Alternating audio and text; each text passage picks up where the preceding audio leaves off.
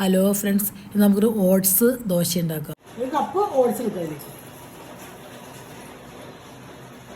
1/4 cup വെള്ളം ഒഴിക്കുക. എന്നുവെച്ചാൽ അത് കുതിർന്ന് കിട്ടണം. അപ്പോൾ ഇതുപോലെ വെള്ളം മുങ്ങിക്കെടുക്കണം കേട്ടോ.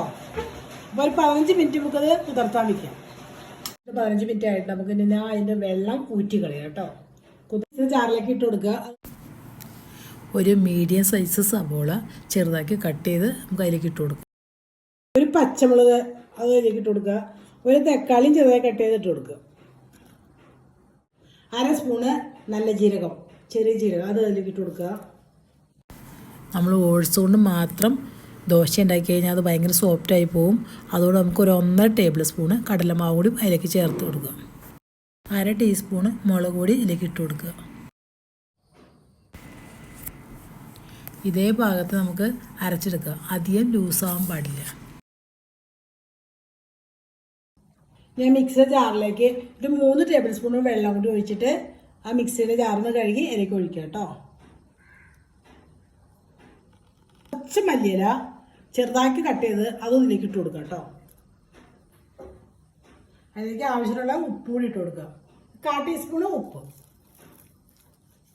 നന്നായിട്ടൊന്ന് മിക്സ് ചെയ്യാം കേട്ടോ. നമുക്ക് ഇതിപ്പോൾ തന്നെ നമുക്ക് ദോശ ഉണ്ടാക്കാം കേട്ടോ. റെസ്റ്റ് ടൈം വെക്കേണ്ട ആവശ്യമൊന്നുമില്ല. ഇപ്പോൾ തന്നെ ദോശ ഉണ്ടാക്കുക.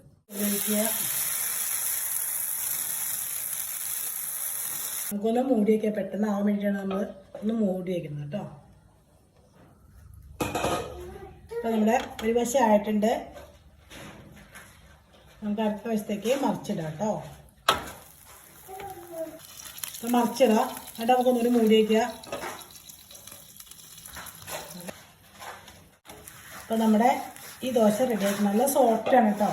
അധികം സോഫ്റ്റ് ആയതുകൊണ്ട് നമ്മൾ കടലമാവ് ചേർക്കുന്നത് കേട്ടോ. ഇതുപോലെ നമുക്ക് എല്ലാം ചെയ്തെടുക്കാം കേട്ടോ. നല്ല സോഫ്റ്റായിട്ട് കിട്ടും.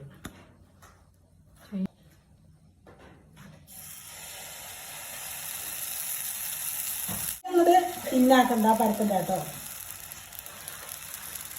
അങ്ങേ വശം ഒന്ന് മൊരിഞ്ഞിട്ട് വേണം, അതൊക്കെ സൈഡൊക്കെ ഒന്ന് മൊരിഞ്ഞ് വരുമ്പോൾ മറിച്ചിടാൻ കേട്ടോ. നമ്മുടെ ഇത് റെഡി ആയിട്ടുണ്ട് കേട്ടോ.